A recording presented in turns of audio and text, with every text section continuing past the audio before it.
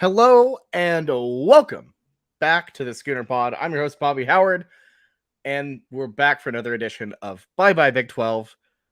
This week we're talking about TCU, and what better person to have on than the captain himself, Boatin Blake, TCU alum, Oklahoma native.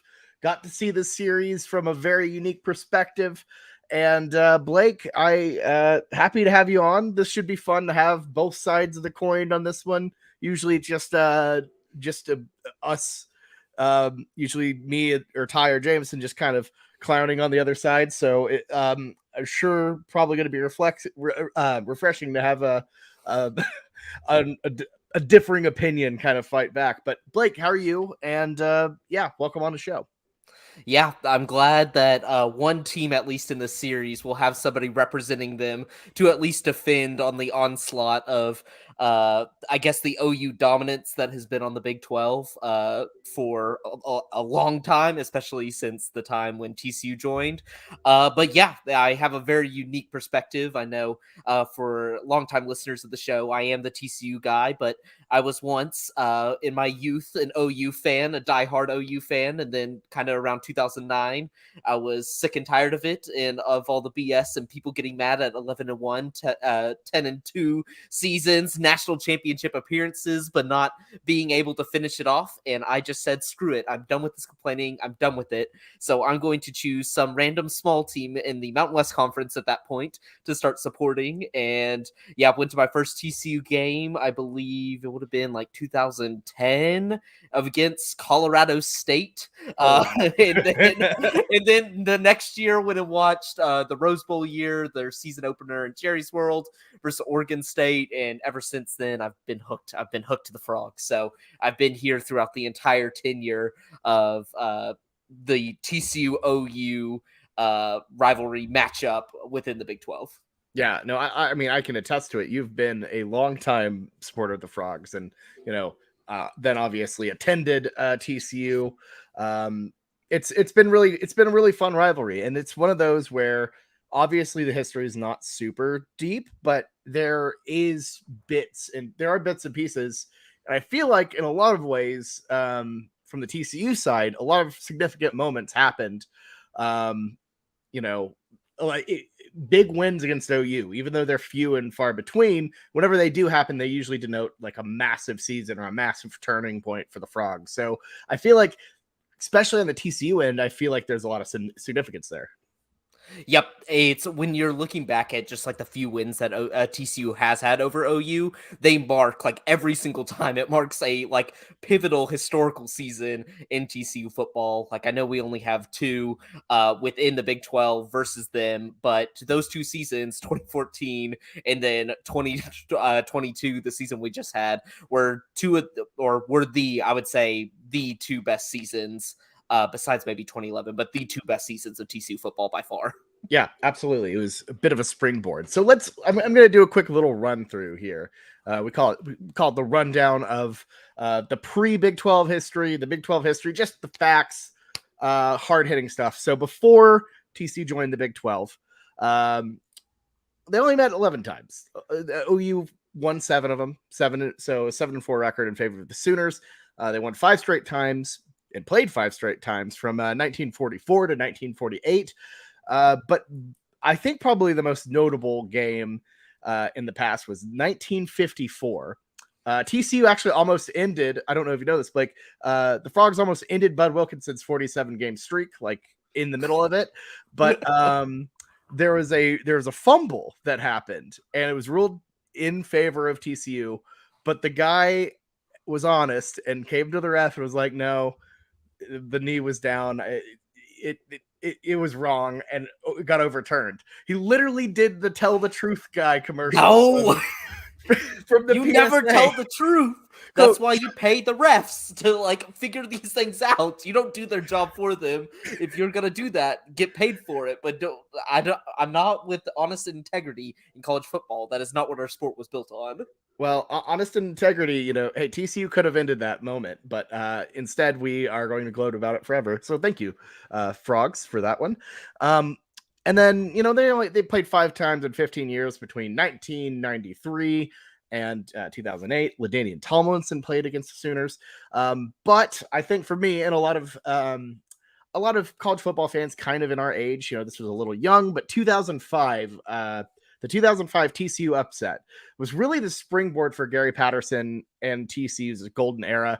Came in Norman, beat the Sooners right after they went to the national championship game and lost to USC. And from there, I feel like that was like the start of TCU like really being a thing.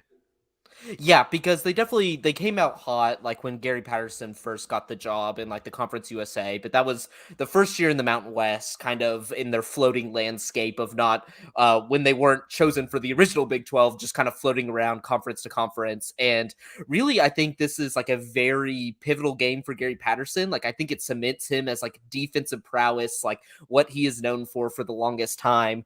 Just I know, like I remember the game growing up, just because at the time I was an OU fan. And it was a big deal when OU lost at home. Like that was like the one thing OU never did. And so just looking back at the box scores, Adrian Peterson, 22 attempts, 63 yards and a touchdown. That is insane for a guy that I think everybody growing up in Oklahoma idolized and who was an incredible player. Like that's the early version of Gary Patterson. Sell out for that Adrian Peterson, Peterson run game. And then that was the era, of course, of Brett Bomar and Paul Thompson. and let them decide the game. So props to Gary for the good game plan, like really isolated the one impact player OU had at the time. A weird time in OU football, but yeah, you are correct. It kind of put TCU on the map whenever they did beat OU.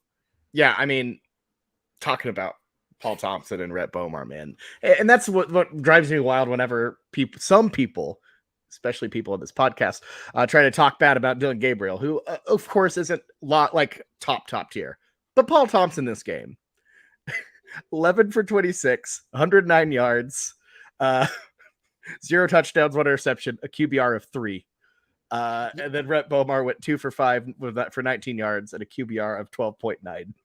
See, I wish Twitter was prominent around at this point of time, because like seeing what Spencer Rattler went through, and I know he had his flaws and his faults, and like we're costing OU games at points, but like when you put a Spencer Rattler stat line versus those two, like it is night and day difference. Like, and especially this isn't a time where like OU was bad at football. Like it's not like it had the exact same expectations as what was put on Spencer Rattler as Rhett Bomar and Casey Thompson. So I wish there was social media around then. It would have been a hilarious discussion. Like those two were all-time bad like OU football quarterbacks, just because they fell within like a very big golden era of OU football. Yeah, the Paul Thompson would obviously come back the next year, but when Rhett Bomar got kicked off the team for NIL deal. Basically an NIL deal with Big Red Sports and Imports, just would clock in and then leave. Just horrible stuff. So the two of the Adrian Peterson prime years were wasted by those two. So love it. But Paul Thompson, though, like I will say, got better when he came back that year in 2006. When he moved to wide receiver and had to move back because Rhett Bomar was an idiot. So credit to Paul there, Big 12 champion Paul Thompson. But yeah, no, that game I think was a wake up call for a lot of us. It was the first like kind of bad year OU had. In parentheses, we ended up winning a Holiday Bowl, but before that, like the worst thing I'd seen was OU like losing twice in 2001, and that's not really that bad. But anyways, so obviously when I think of this series, before that I think of Gary getting us in 2005, massive win for the Frogs. There was a 2008 game, Sam Bradford beat him at home, but otherwise not really all that important. So Big 12 history, the Frogs joined in 2012, and OU leads the series 10-2 in the Big 12.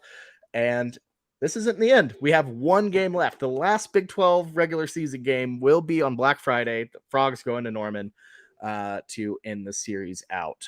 So that should be a good time. And, emotional, because like for you and me, I feel like this series means different for means differently for you and me, Jameson, kind of Ty as well, because I don't want to say there's like bragging rights or anything, but there is a little bit of bragging rights.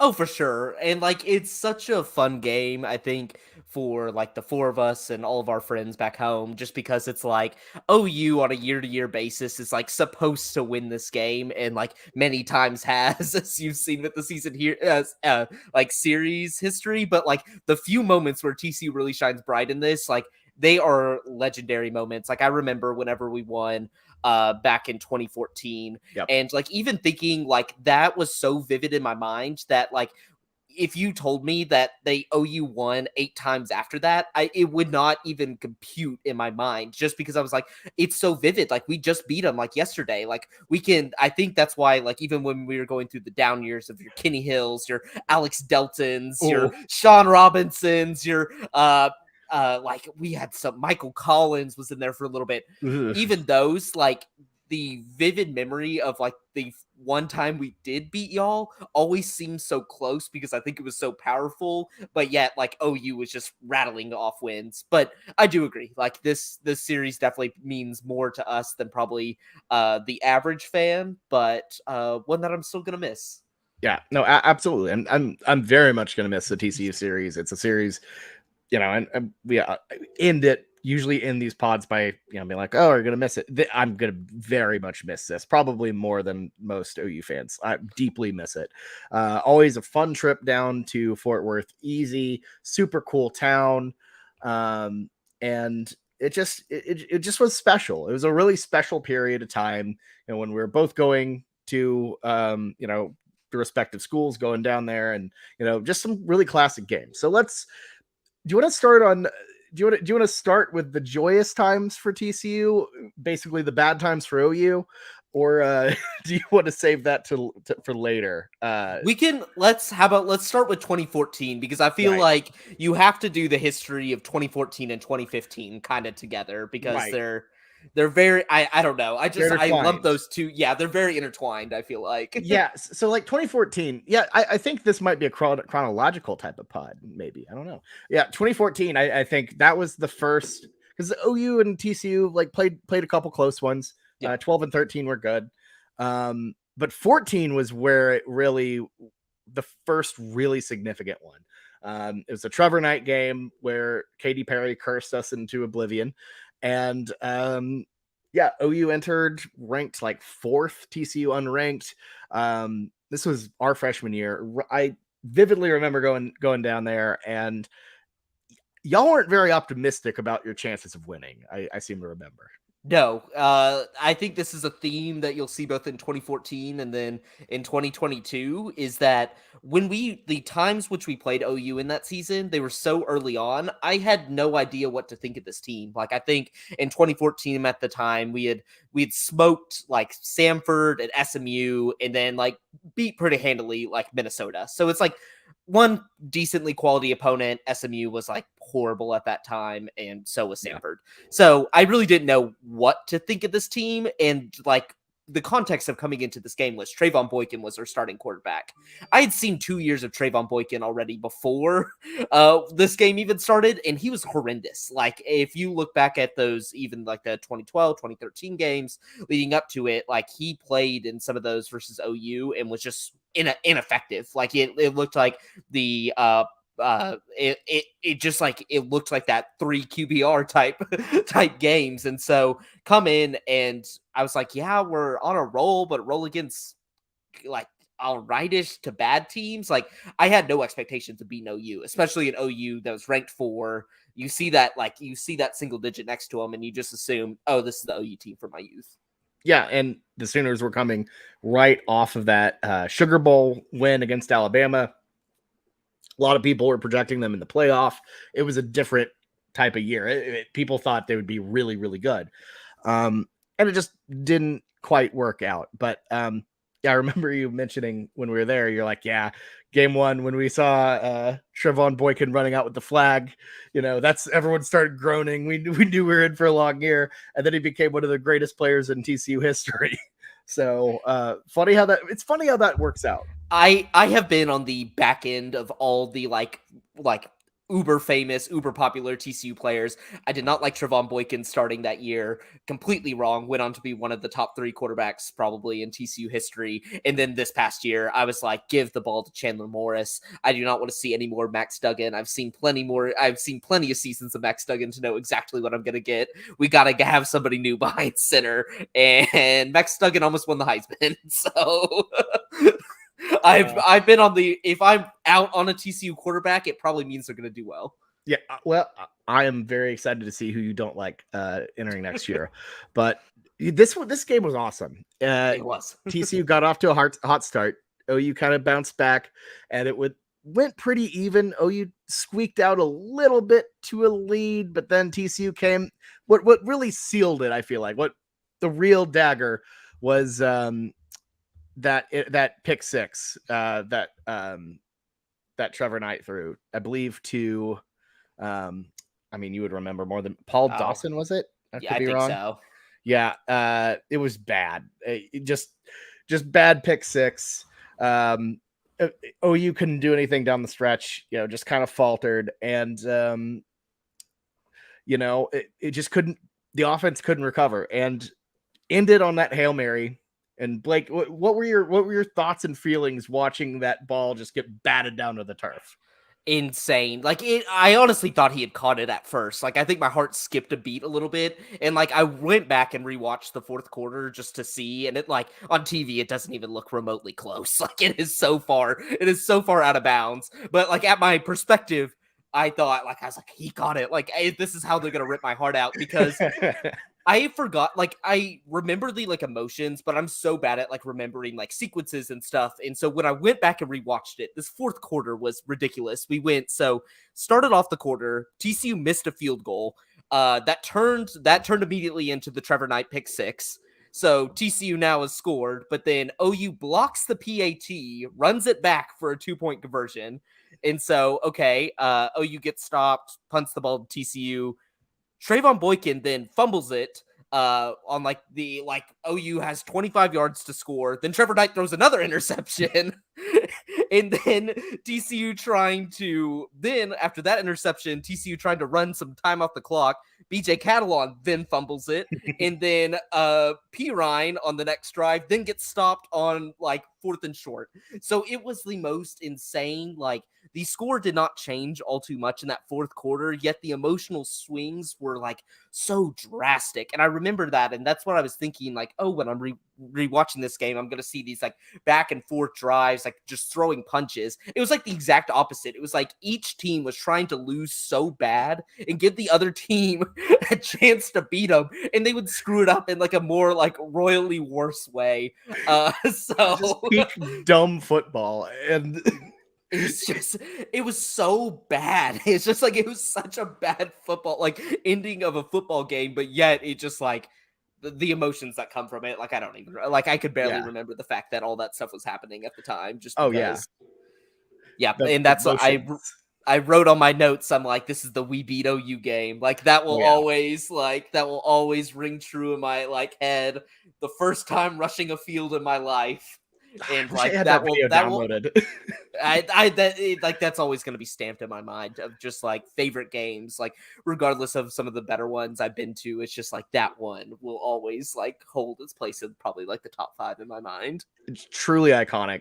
There's a great video of Blake rushing the field, which we'll get to when he got a chance to recreate it. But that was. But yeah, no, it was an incredible experience. And you rushed the field. I was sitting in the upper deck, so my phone died, and I had to wait for Blake to you to leave the field and just watch everybody celebrate. It was the worst, most painful thing. But it ended up being a great night, a great time, truly an awesome moment. That was my first football trip my freshman year. So great times, to say the least. And then obviously TCU goes on that run. But I still hear We Dem Boys stuck in my head because you played it on loop. Those Trevon Boykin years, they just every single time our offense took the field, they would play it. And you have to remember, this was the time when we were running one of the behind Baylor, No, because Oregon, Chip Kelly would have been gone. Like behind Baylor, we were running the fastest offense in America, and it was just constant. And like even within drives, they'd play it. So I'm glad they started to they retired that after 2 years. They play it every once in a while at games, and people still go nuts. Like it brings back all the good memories. But yeah, like when the Kenny Trill years came, and they're like, oh, this team's not as good. Like, cut it out, boys. They are not them boys. They are not them boys. We're playing this on a lot of 3 and outs right now. Like we gotta stop this. So that's funny. Yeah, but legendary season for TCU ending. And it was wild too because the very next week was that Baylor game, and you went from like just being happy to be like, I think you ended up being like 12th in the next poll.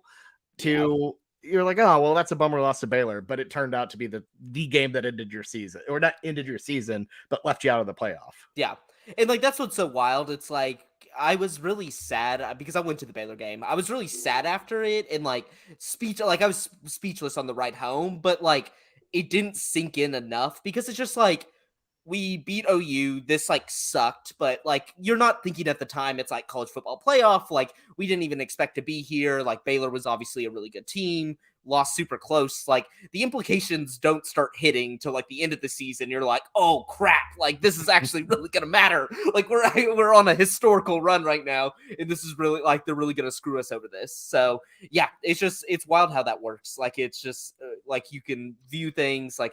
You don't view things the same as you would now, just like looking back on it, because that Baylor game, it still haunts me. And I know Baylor fans love to bring it up, even though we've like destroyed them. Like we destroyed them like majority of the years. But yeah, I've definitely seen them like quote that score. Be like, oh, 51, whatever. And I'm like, that was like almost 10 years ago. Like, I know that's why kind of like it's kind of me with the we beat OU. I'm like, yeah, but we beat you in 2014. It's like Blake, it's 2020. Like it's like people have had careers and left them like since you witnessed that game. Like you got to give it up, buddy. It's funny. But I will say, I did not give up that loss. It stung with me, and it carried over all the way over to 2015, which was, if we want to talk about sloppy games, because 14 sloppy endings, 15 was a disaster of a game. And it's one of those where a lot of people on the OU side have a lot of like kind of fond memories of like, yeah, that was such an awesome game because of the ending and everything. It was OU 7, TCU was ranked 18th, but like, the vibe was off. TCU had just lost to Oklahoma State earlier. Yeah. Boatin was out. Yeah, Boykin was out. And we had lost Josh Doxson as well in the OSU game for the season. So it was just like, well, we had a dynamic offense, but those were our 2 best players by far. And it was one of those things where it's like the hype for that, like the whole season was like, TCU is going to be really good. They're ranked high. This is massive. And it just fizzled out like just at the end. But man, what a game. OU starts off like super strong. Baker Mayfield, who we'll be saying his name quite a bit, was absolutely slinging the rock. And then he gets KO'd at halftime, gets spaghetti brained by one of your players, which screw y'all for that. And then we have to put in Trevor Knight again. And then everything goes bad after that. So OU at half, I didn't write down the score because I'm a genius, apparently. But they 23 to 7 at half. Yeah, it was 23-7 at half. OU was rolling, and we scored 7 points the rest of the way. Yep. Samaje Perine 72-yard run. It was the only points in the second half. The offense just completely hit a stop, and it was horrible. But enough about me, Blake. What were your feelings like coming to Norman, bringing your guys up, and being on the other side, but like as a student of TCU? What was that like? Yeah, this game was just like frustrating in so many levels because it was like you framed it perfectly, coming into this game, you would have circled this one like end of the year, TCU OU. Like this is probably going to decide the conference. Like who's going to come out victorious here. And what's so wild to me, and like it kind of gets erased because I think of our bowl performance that year, but it's just like TCU came into that season number 2. Like we didn't lose much of anybody from that elite team from 2014. So like all the hype was around TCU, like something we'll probably never see again. Like especially after how the national championship this year went, like we're not gonna see that hype of TCU. But yeah, it just kind of came to a skid where 2 weeks before Josh Doxson went down at OSU, got thumped there, and then Trayvon Boykin went down the next week versus Kansas, got thumped there, and we didn't do particularly well against Kansas. And at the time, this was really, really bad Kansas, so it's just like, oh, like the season's on a skid. And then now we got either Foster Sawyer or Bram Kohlhausen coming in versus OU. And I just remember traveling down for this game, going to the tailgate, and I did not realize how cold it was going to be. I think I was in like a light jacket, maybe some jeans and like tennis shoes, but it was like the kickoff. I looked it back up just to make sure I wasn't lying. It was like mid-30s. Like it was brutal, freezing. So it was not like it was a night game, freezing, great atmosphere. But I'm like, it's one of those things after 2014, really. Since then, we really haven't had any expectations to beat OU. Like every little bit went out the door without Trayvon Boykin. Like without Doxson, I'm like, okay, we still have a puncher's chance. Like we still have one of the best quarterbacks. But like after that, I'm just like, well, we'll see how this goes. Yeah, the run was only effective this game. Like Foster Sawyer started the game for us. Horrendous, just horrendous. And so we switched to Bram Kohlhausen at halftime, came back. Bram Kohlhausen just ended up being like the comeback specialist. Like I know it didn't like work out here, but like that's not his fault per se on why it didn't work out. And so, yeah, come back down 23-7, bring it to 30-29. And then the infamous, what should Gary do in this situation? And I've seen him do this before, and it worked out great for us. I think it was in like 2010 with Boise State at Boise State, and it worked out perfectly. But in this situation, I think you had to take all factors into consideration.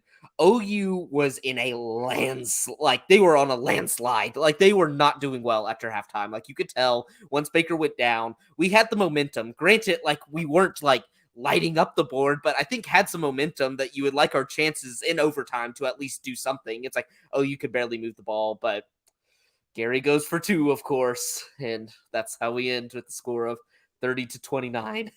The legendary Stephen Parker back down. Incredibly stressful situation because OU, like they had just completed this really cool run, lost to Texas midseason, and the week before was the start of that really brutal championship November run where had to play at Baylor, TCU, and then at Oklahoma State the next week. So we were just like, oh my God, we have this playoff chance, and it's gonna come down to Baker getting hurt and just this awful comeback. And it was more relief than excitement. You know, when we won, it wasn't like, oh my God, what an achievement. It was like, oh my God, we survived. What a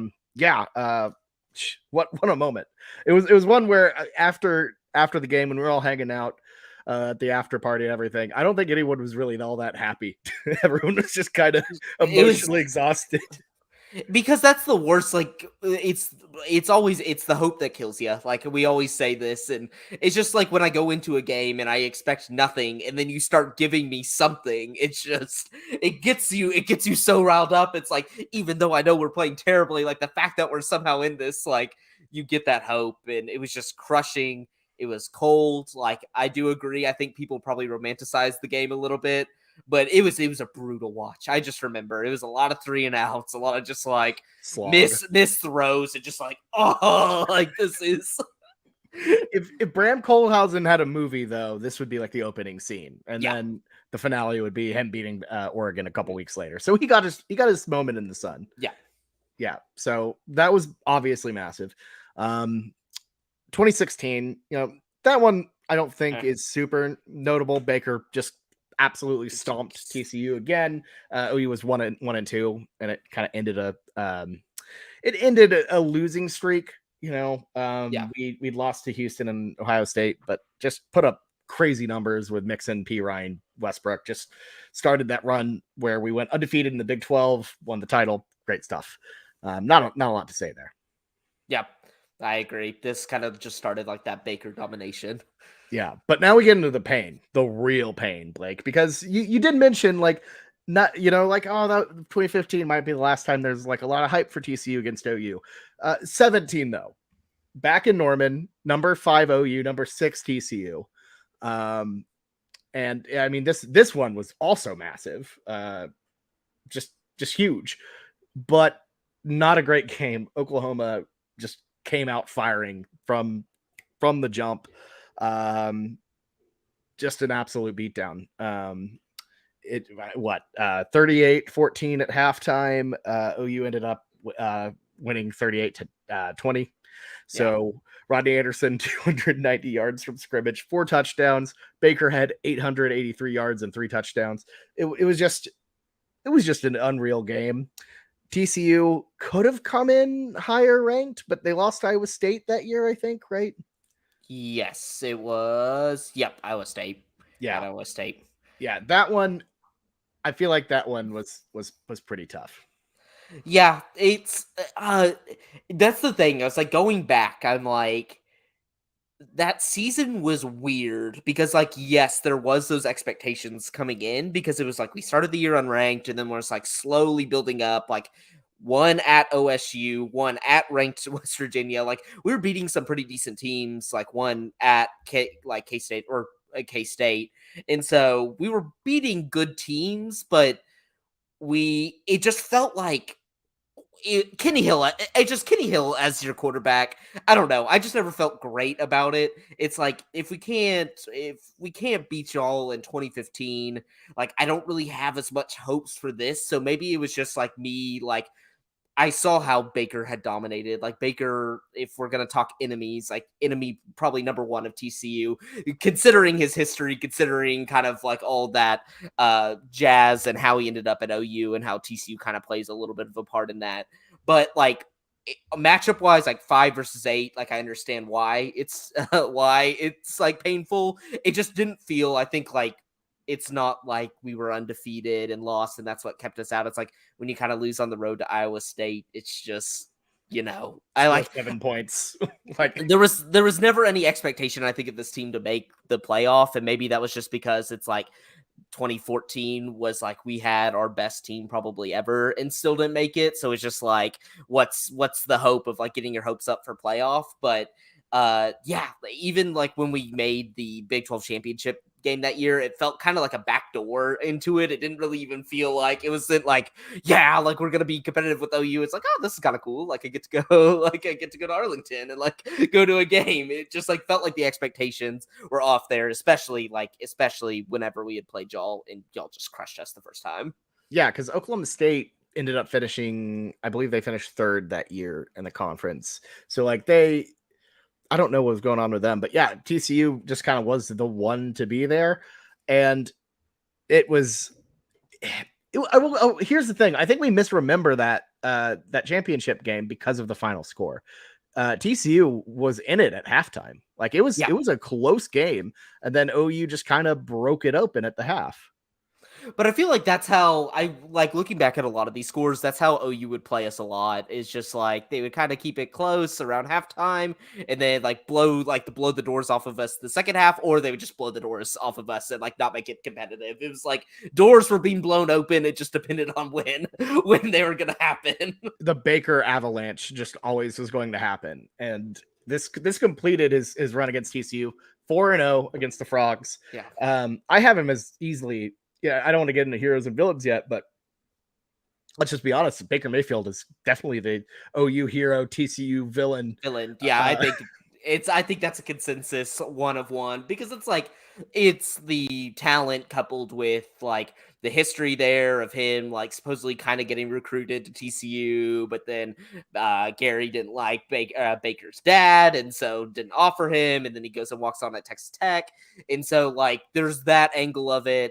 there's the angle of like OU just probably having one of their best teams of all time, like surrounding him. And then the fact that like he's so cocky, like he is so damn cocky. And like, if you're going to be cocky, at least be good. And like, I will give him that. It's like he definitely fulfilled that. But yeah, like he's the ultimate villain. He's like, if you have him on your team, you absolutely love him. If you're playing against him, you absolutely hate him.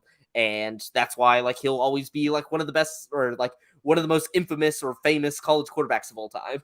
Yeah, no, I mean, absolutely. And, he's definitely infamous for sure around Fort Worth. I remember I feel like other than Texas Tech, because naturally TCU definitely had the most kind of, fraternity painted signs more than anybody else. So I'll give them credit. They did a good job of hating Baker. But yeah, 2017, I'll go ahead and say it. I think it's hard to pick which game is really like the apex of OU TCU for me, just in terms of how I felt. It has to be the Big 12 championship.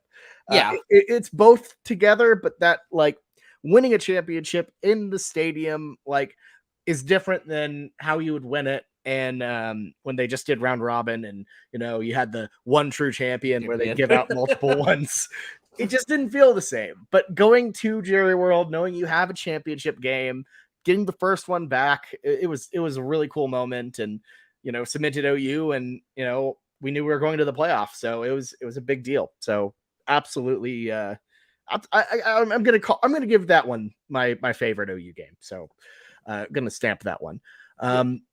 But yeah, after that, not a ton of really interesting OU TCU games. We went through a bit of a dry spell there.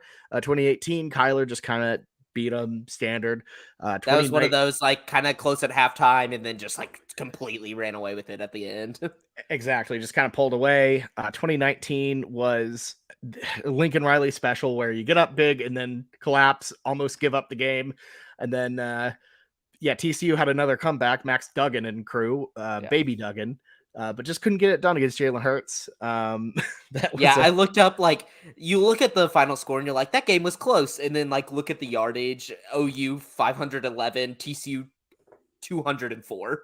Like it was OU domination the entire time. And like the fact that TCU was even remotely like close in the final score in that game is just preposterous, because OU dominated them. Yeah, I just disappeared, foot off the gas. 2020, exact same type of game, close game. Spencer Rattler and crew goes in, turns it on, gets a win. And then 21, that's also just kind of Caleb Williams went off and was awesome. A lot of those games had Max Duggan in it, but none of them were as notable as 2022. Blake, you finally get a chance to talk about the good things that happened to TCU. Again, a bookend, if you will, of this podcast experience. And my God, what a game that was. I mean, obviously it was very recent, less than a calendar year ago, but OU fans, I think, were a little tepid. We didn't know what we were getting into because, was that Kansas State game a fluke? I don't know how to feel about this. I don't know how to feel about TCU yet. They looked weird against SMU. And oh my God, did they look impressive. An absolute beatdown for the ages from the jump. Dylan Gabriel goes out early, but you know what? It wouldn't have made a difference. That TCU team was on a different level. And it's like they took those 8 years of anguish out on the Sooners. And wow, what can you say? It was an absolute beatdown. Horrible time. Yep, it was. I like 2014 will always hold the place in my heart of my favorite TCU OU game, just because of like the closeness, the like recency, being our first game like on a college campus, like for our like little mini rivalry. But yes, like this year it was the most stunning thing, because similar to how like I alluded to the fact in 2014 TCU like had like a 3-game like stretch beforehand against like not very good teams, it was like pretty good. Like same thing happened this year. It's like beat SMU, that was a big hurdle, beat Colorado, Colorado ended up being like horrendous. We now have seen that because they've hired Deion Sanders after that season. Weirdly tight game at half. Weirdly, very, very tight game. Yeah. And like Chandler Morris went down in that game, and he was supposed to be our starting quarterback for the year. So it was like that game bred the Max Duggan revival, which I was really mad about because I didn't want Max Duggan starting my team. But yeah, that was the ultimate. It was like it was just so quick. It was like right out of the gate, TCU just dominated them. And I know Dylan Gabriel went out, and that kind of like started the narrative of like the headhunters at TCU last year. Like some of them, that one was the most like, that was bad. It was egregious. That one was like, because that one was actual targeting. Like it's like an actual, and then it like started to like devolve into its like player slides and like bangs head on like offensive lineman's knee and like goes out with a concussion. They're like, see, TCU's taking them out. They're taking them out. And it's just like I had to watch that one on replay because I missed it. I was going down to get an emotional support bratwurst because we're already getting slaughtered. So I was like, all right, let's try the Amon G. Carter bratwurst experience, see if it's any good. And I guess like the canary in the coal mine when it comes to TCU football seems to be the OU game, because it was like Trayvon Boykin back in 2014, like slung it, ran it for like a few hundred, ran for 100, and then Max Duggan did the same, 300 passing yards, 100 rushing yards. It just seems like OU, that early game OU like really sets the tone for the season, because like after that, we all know how it ends. TCU goes on to the national championship, gets blown out, but still like another dream season that always starts with that early OU game for some reason. Yeah, it's like the sign, it's time for TCU to, just, and maybe that's something better should do, is if TCU randomly beats OU, it's like, oh shit, like let's go, like they're about to go on a run, because they always do. The thing to me that I just can't get over with this game, though, is how many massive touchdowns TCU had. Just like egregious. Tay Barber, 73-yard pass from Max Duggan. Max Duggan, 67-yard touchdown run. Gunnar Henderson, 62-yard touchdown pass from Max Duggan. Kendre Miller, 69-yard run. Unreal. Yeah. That's why it was like, even without Dylan Gabriel, it was a total defensive collapse. It was just like TCU was like having their way with OU that day. And I think kind of like it doesn't feel like that one trust me, it felt glorious. I had a great time and I was loving every single moment of it. But it's like when you compare it to 2014, it's like 2014, you really felt like OU was a great team, and like you had I didn't really have as many like doubts going into the game about it. I'm like, we just watched Trevor Knight like last season, how he ended it. Like this OU team's good, and like this year, I felt like going into it is like this OU team has holes, and we just don't know. Like I think more of the question was like whether TCU is like good enough to exploit it type thing, but it didn't feel like it was like, this is a vintage OU team. Like we are like crushing like where it felt like in 2014. I'm like, I didn't think OU season was going to end bad. I'm like, this is a real OU team, and like we're taking them to the woodwork type thing. And this year I was like, oh, rookie head coach that we were all kind of like a little bit up, like at the time it's like up in air whether like he has a handle on this. And yeah, but it still felt great. Like at least that one wasn't a close game. I finally got my lashing. Y'all got plenty of lashings on us, and I wanted in on the action. So I finally got my one. It was a lashing. All right. 34-10 at one point. And then at halftime, 41-17. Just a total, just a beatdown. It was, I think the only time I was sitting there, I'm like, me commiserating with Jameson and our friend Garrett, just, it was like the worst. It was like watching Rome burn, man. It was like, OU doesn't lose like this in the regular season. We've seen it in the Peach Bowl. We had seen it against, USC in like 2004, but we were just like, this is the worst game I've ever seen. And then we waited a week and got beat even worse in the Cotton Bowl, which I will say, TCU and Texas could have beaten OU worse. They could have run it up more. It could have been so much worse. Look, hopefully things get better for OU. We do have that 23 game to look forward to. Obviously, way too early to preview that. Who knows what Oklahoma football or TCU football will look like this season. It's gonna be weird. I feel like we are nice little speculative products this year. Like, sure, you kind of know some of the character, like some of the players going into this, but it can look totally different than what it can last year. Yeah, I and know it's OU fans keep pointing to me all the close games, but like it can still go that way. It's not still can as you've lose. learned, you can lose 12 coin flips in a row, Bobby. Okay? Yeah. Like these aren't Yes, you can. just because Yeah. it happened 5 times in a row doesn't mean it can't happen 6 more times. And hey, just like on TCU, you won a bunch of close games last year. That could flip too. Yep. So what we should have to look forward to is just 2 really mediocre football teams going at it in November. Probably they'll probably just balance it out.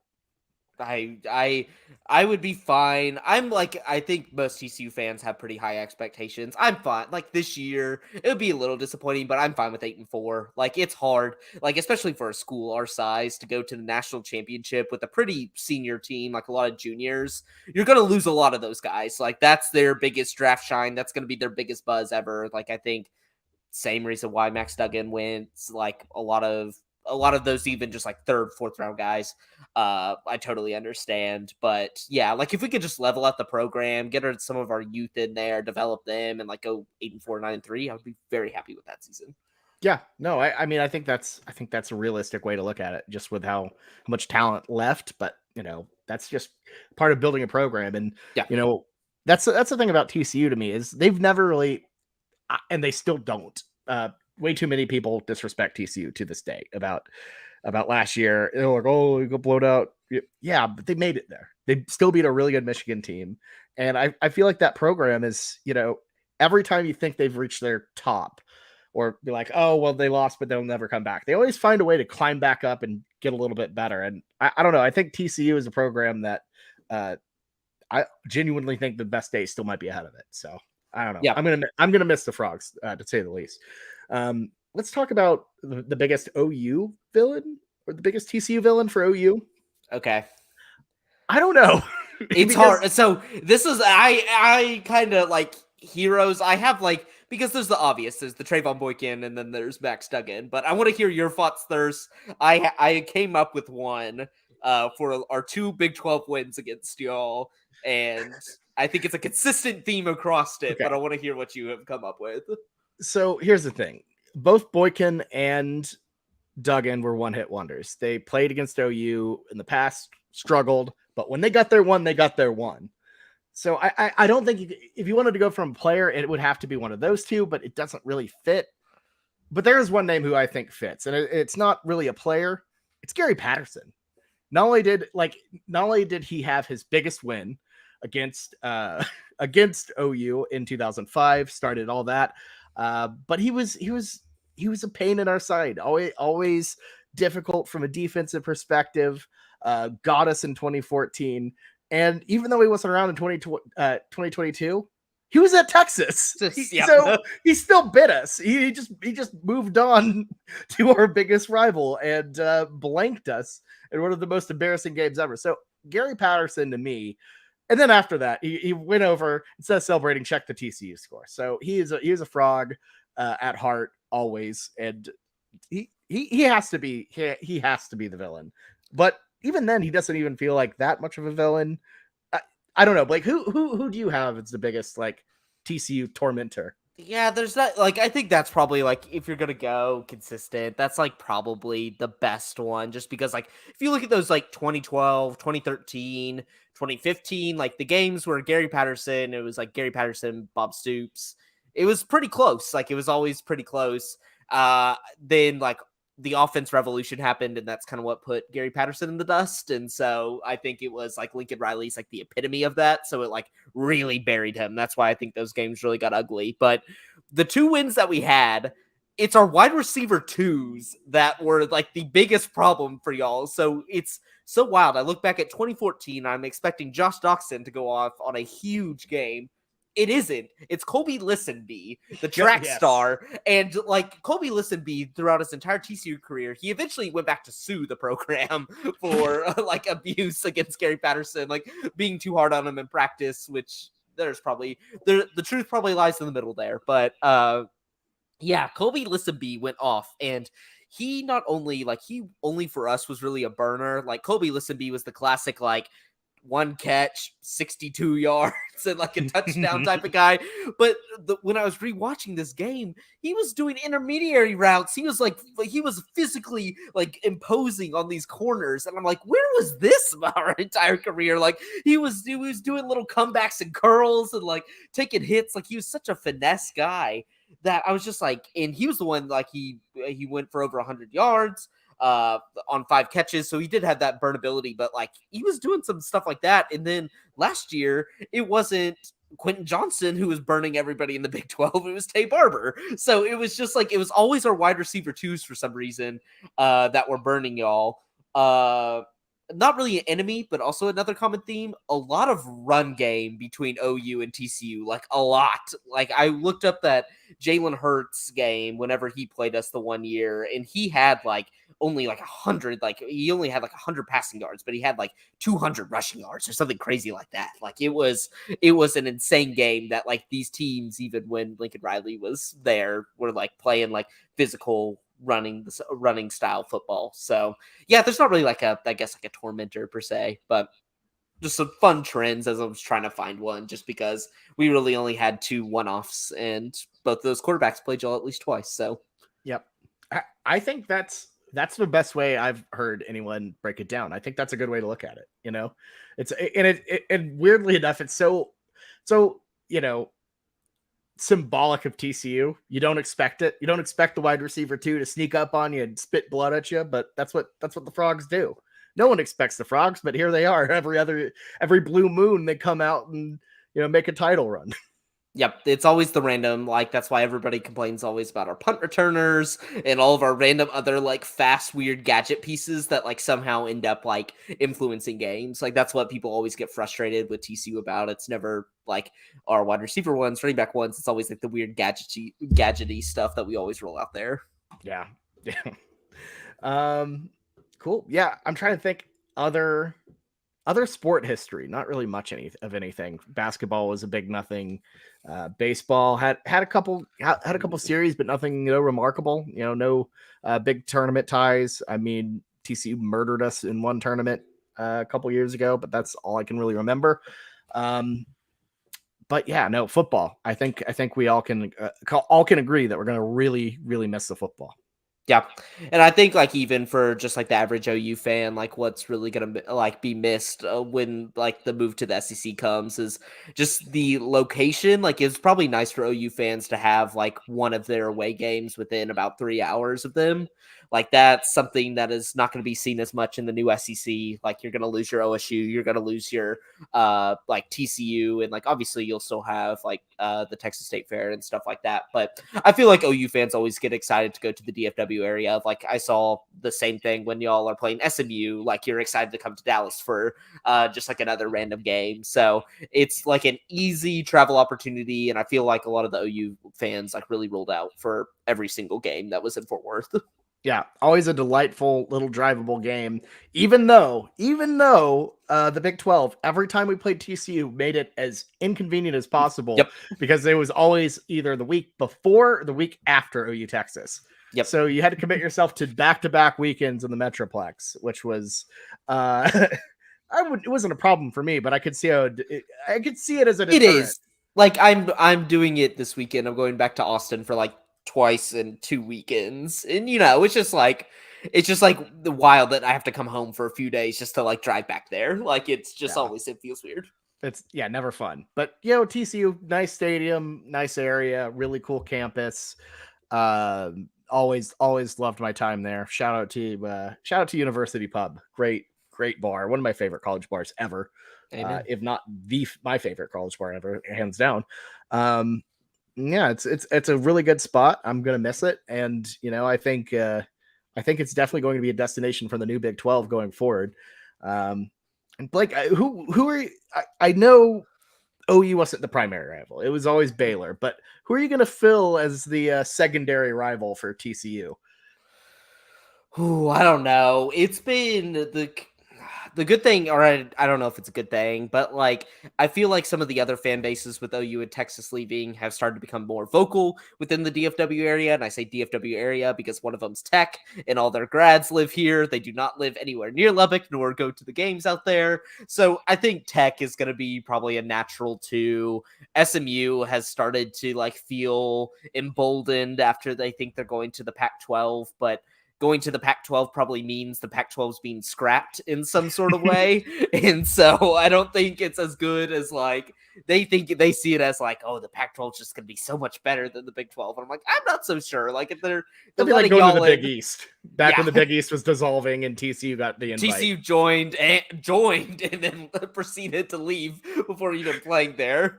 Like, and I think we had to pay like a good chunk of change in order to leave, but it was just like when the Big 12 came knocking, it's a no-brainer. You say yes. You say yes. You say yes. You say yes. And so yeah, we'll have like natural rivals, I think, kind of fill those areas, especially now with BYU coming in a classic Mountain West, U of H just kind of like 3 hours away from here. Like the good thing about the new Big 12 is like we're getting a lot more regionality and some of those like weird rivalries in the past. But it is like the most wild thing is just thinking about it. It's like once OU and Texas leave, the expectation I think on TCU fans significantly changes year to year, where it's like when OU's in the conference and OU's rolling, it's more like, can we possibly just challenge OU? Whereas like the mindset once OU leaves is you have to be like, it's conference championship every single year. Like that's what you're really shooting for. It's kind of like what OU's mindset is like currently in the Big 12. So that will be a very, very interesting shift. I'm going to miss OU in kind of having as like a secondary rival, like only to me. I'm going to miss beating up on Texas and owning them and owning their school. I know they were excited when they got their 2024 schedule release and they didn't see the frogs on there anymore because my God, how OU might have owned us in the Big 12, we kind of did the reverse to Texas. Destroyed Texas. We just destroyed Texas. And like even years where we weren't good, we were still competitive. Granted, they've not been, I would say, the best program, but hey, they have loud mouths and they talk like they are. So put themselves out there. We dominated them. So I love it. I always loved Patterson and them rolling down, just smacking Texas every year. And it's funny because it's like they never learn. They thought they were beating y'all last year. They're like, oh yeah, this is where it ends for TCU. And then the Frogs just put up a totally dominant performance defensively. I think if I remember correctly, TCU was like opened as like a 9 or an 8-point underdog going into that game. And I was like, when will you learn? When will you learn that like we always, even if we're going to lose, we're going to play close. Like we do not just like roll over for Texas. That was the one thing we never did while we were in the Big 12. That is true. That is true. Well, Blake, I think that is where we're at the end of the podcast here. Any final words before we send this thing off? No, I'm just excited for, I know conference preview season is coming up probably in the next month and a half. So we're almost there. I've already sketched it out after the Big 12, after the bye Big 12s, we're getting into it. Yeah, and I'm so excited. I've already been cracking open my, this is like, you haven't gotten the good guides yet, the college football guide, so I got some Lindy's and some like Athlon college football. Like, I think Athlon probably had some budget cuts because they used to have, I think, like a full page for G5 teams, and now they have like 4 to 8, like 4 to 8 teams for one page. It's just like a little 3-sentence blurb. So getting excited for conference preview season, that's always great. Big 12 preview, looking forward to that. One of my favorite pods, especially on like kind of the weekend spread side of things, where it is very communal and very we go line by line, cover every single team within the Big 12. So excited for to see the end of the series. It's been really cool that y'all have been doing this, and then excited for college football to start. We're in that dead period, so I'm already itching. I've already looked at the schedule for the first week, so I'm ready. Yeah, it's gonna be fun. Like that week 0. It's dirty, but it's gonna be fun. You need it. You need that just little. It's like edamame at a sushi restaurant. It's like, is edamame the best thing? But it's something to chew on. It's something to take your mind off how hungry you are and just like hold you over for your rolls to come. And like that's what that week 0 slate is. So I'm ready as That's what I'm ready edamame. for. That's all it is. It's like the best edamame I've ever had is like when you add like a little bit of like spicy salt or something to it. Like give it a little bit more flavor, but it's just it's holding you over to what you really want. The spicy salt edamame is like Nebraska Northwestern. Yep. That's when it gets weird. This one, I don't know. I'm looking forward to diving into it though. It's way closer than I think we think. And I'm just very, very, very excited about it. But yeah, Blake, well, thanks for coming on. Always good talking with you. I will say, these pods have done well. These videos have done pretty well so far, except for Texas Tech. Texas Tech is the one bum like bad video like that has not gotten a lot of views. The Red Raiders slept on it. So hopefully we can show out against them. Yeah. TCU hopefully rolls out for you. And not only that, they got to show up for you. You're here. You're a frog. You got to show up for your fellow, I don't know, horned frog. So we'll see how it goes. But you don't want to be associated or be lower than the Cactus Gang. I do not. No. It would be a hit to my pride for sure. Absolutely. Well, Blake, that is all we have for today.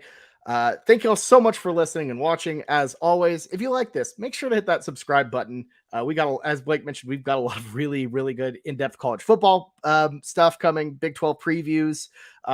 This isn't just an OU football show. We do when Blake comes on, we do general stuff and mainly a lot of Big 12 stuff. Whenever weekend spread comes, we pick all the Big 12 games, which will be a little bit harder this year because we have more games, but it'll be fun. So yeah, Big 12 folks, stick around. It'll be, good stuff coming. So, yeah. So for me and Boatin Blake, this has been the Schooner Pod. Bye-bye, TCU. Until next time, have a good one, everyone. Boomer Sooner.